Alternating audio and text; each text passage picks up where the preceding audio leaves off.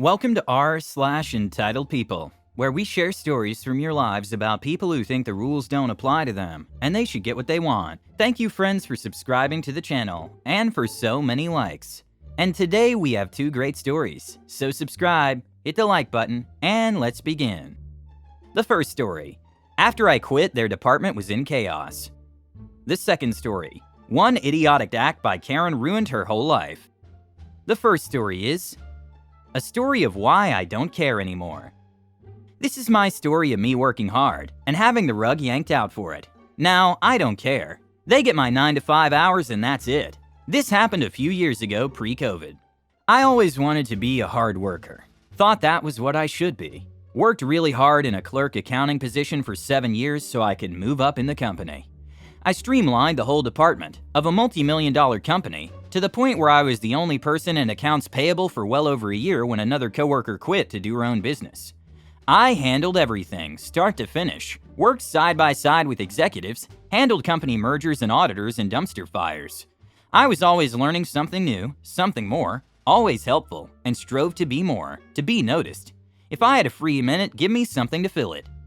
Was made very clear verbally by my boss, the comptroller, that I was being groomed for a staff accountant or assistant comptroller position, as she was planning on retiring and wanted me to move up.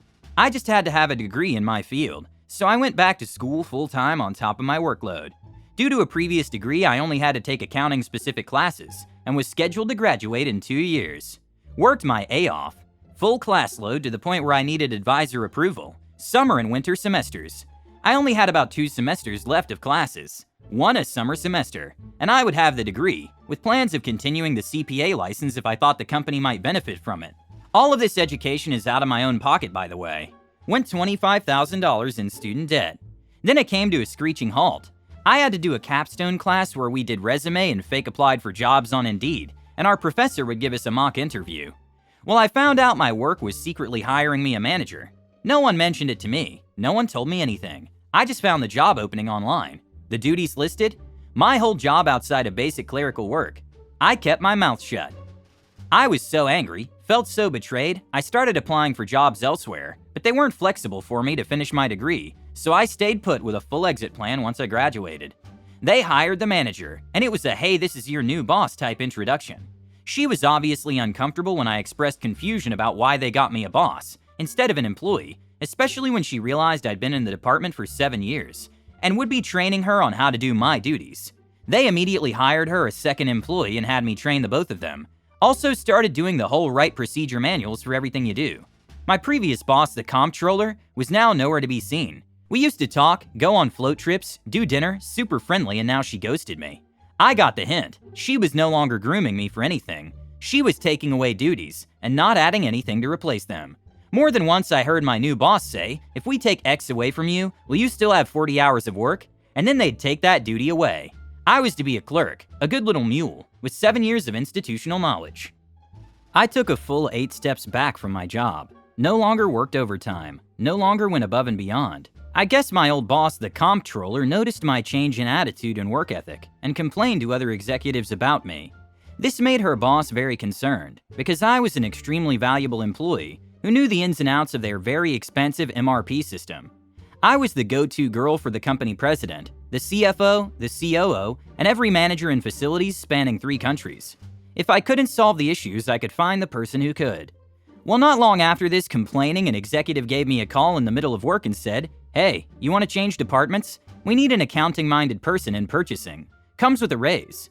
It was the beginning of December, the last month of our fiscal year. I was scheduled to graduate in less than 30 days. My new boss was still in her trial period. My new coworker was still figuring out how to use the freaking printer.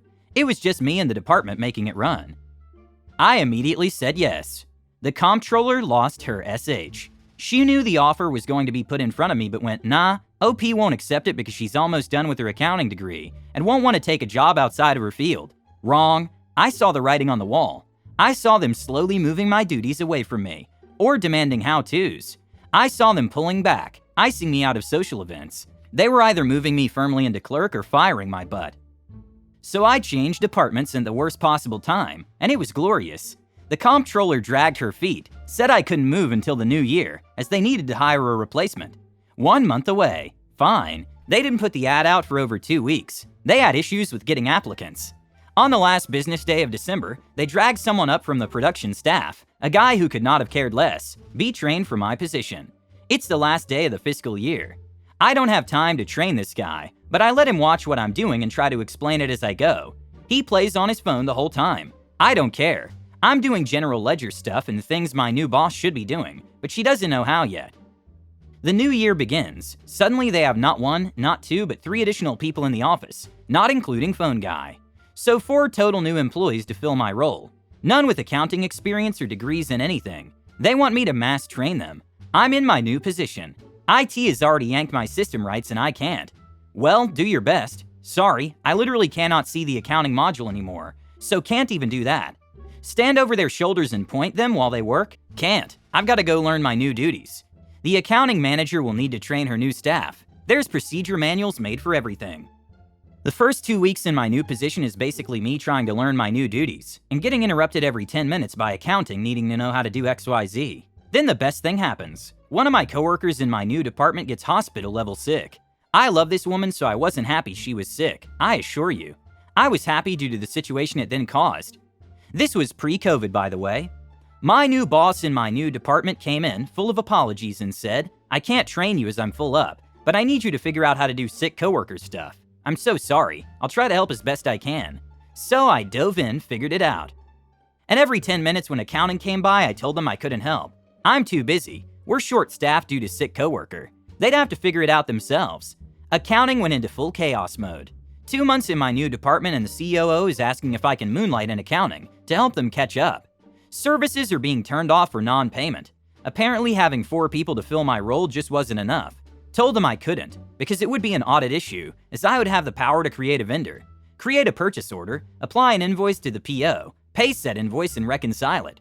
Our auditors would flag us so hard for it. She understood. This was the comptroller's problem to deal with. It's been years, and accounting is still a complete and utter mess. Their turnover rate is ridiculous. I am still being asked questions and for help to train the new employees, and I direct them all to the no longer new head of their department, as I haven't worked in accounting in years. My new department is wonderful. My boss is the best. She's supportive and kind. She speaks with me when there's an issue. She encourages me to be better. She makes sure I'm not overloaded with work. When COVID hit and we downsized and then had to rehire when the world turned back on, she was the first to insist on a new employee hired to carry the load, instead of giving it all to me and my other coworker. She's the only reason I haven't left to work elsewhere in my field. The few times I've gone interviewing at accounting firms, they always stress about the long hours and massive workload. Been there, done that, never again. I learned my lesson. I don't ask for more work. I don't try to impress anyone. I don't care about the company anymore. I'm a cog in the machine, and I guess I have been quiet quitting ever since this happened years ago. My hair is no longer falling out. I'm losing the weight I gained. I'm no longer driving to work fantasizing about getting in a car crash so I don't have to step inside. I'm no longer needing to crawl into a shower to cry after getting home. I didn't realize how abused and burned out I was until I changed departments. It was like a fog was lifting. These issues had just been slowly growing until they became the new normal. Like a frog in a slowly warming pot of water. I wasn't suicidal, but looking back, it was a scary time for me. I could easily see it having turned that way if things continued. I'd sometimes pull over on my drive home and just bawl my eyes out on the side of the road because something had gone wrong that day. Something had been missed and the department was in trouble for it. I would tell myself I need to be better. I'm the problem. I wasn't the problem. I just want to be paid a decent wage so I can pay my bills and be happy. I no longer aspire to be a manager to be noticed. I am no longer the go-to girl and I'm fine with that. They broke my spirit and showed their true colors. They don't deserve my respect or my hard work. Pay me and leave me alone. The second story is my first personal encounter with Karen. This happened 1 week ago, a Monday, my worst day in over 5 years. I'm a locksmith by trade and the job requires me to be up on ladders fixing doors and locks and whatever else is broken on a door. I was working on the main entrance door to a large secondhand store. Sometimes I have to block off an entryway to fix a door, and if I do, I always try and find another option for customers to enter and exit the building. I opened an emergency exit door off to the right, maybe 10 feet away, of where I was working to make sure there was a door they could use. I'm working away, minding my own business, up on my ladder, listening to my audiobook on my Bluetooth headset when entitled Karen and Child walked towards me. Karen, excuse me, I need to go into the store. Me, well, this entry is out of order right now, but I have... Karen, I need in now. You can't block the door. Me, yes, well, if you let me finish what I was saying. Karen, you need to move out of my way. Me, getting annoyed. There's a door over there. You can go in there. Karen, no, this is closer. Me, now angry. Look, stop bothering me and go over there. This is when Karen takes things to the next level, and by the next level I mean she gets arrested. Karen had none of my yelling at her. She grabs her son by the wrist, who's been standing by saying nothing, and tries to climb under my ladder while I'm on it. Her large purse caught on the side rung of my ladder and pulled it over, sending me, my tools, and the motor of the handicap operator I was working on smashing to the ground. I fell on my shoulder, breaking my collarbone and dislocating my shoulder. The motor hit the ground and shattered, and the ladder fell on her and her son. A cashier who saw the whole thing through the window rushed over to see if I was okay. I said no, something's broken. A bit in shock. Call the police and an ambulance. They arrived and the police take statements, and I tell them I want to press charges before I was loaded up in the ambulance and taken to the hospital. The kid's father came to get the kid, who was not hurt thankfully, and she was taken away in handcuffs.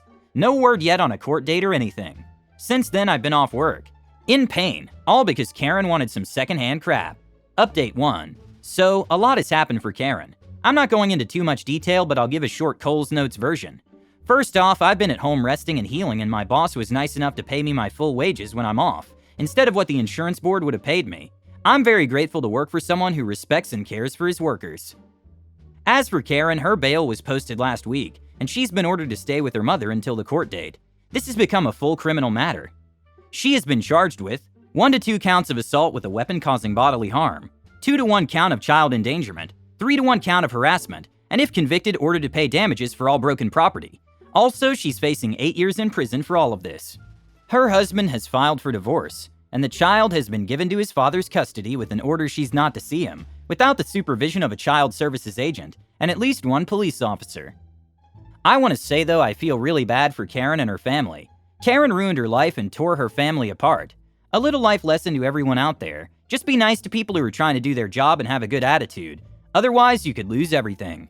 Update 2. Sunday, October 20th, 2019. Nothing much has changed legally or anything, but I'm feeling a bit better. Enough that I can go to work and just do some paperwork at a desk or something. I'm going stir crazy sitting at home. My clavicle still hurts like a bee if I move a certain way or too quickly, but I can manage at a desk. I've been off nearly 3 weeks and it's time to not mope at home. Thanks, folks. Update 3. It's over. Court dates and lawyers are finished. It's been a long road. First, Karen has been charged and officially sentenced. $30,000 in damages, including medical cost, 4 years in federal prison, 2 years probation. Her son is scared of her. Her family didn't even show up to the sentencing hearing. I'm happy. I'm healed and feeling good now. I hope you enjoyed these stories. Hit the like button and subscribe to the channel. Have a nice day.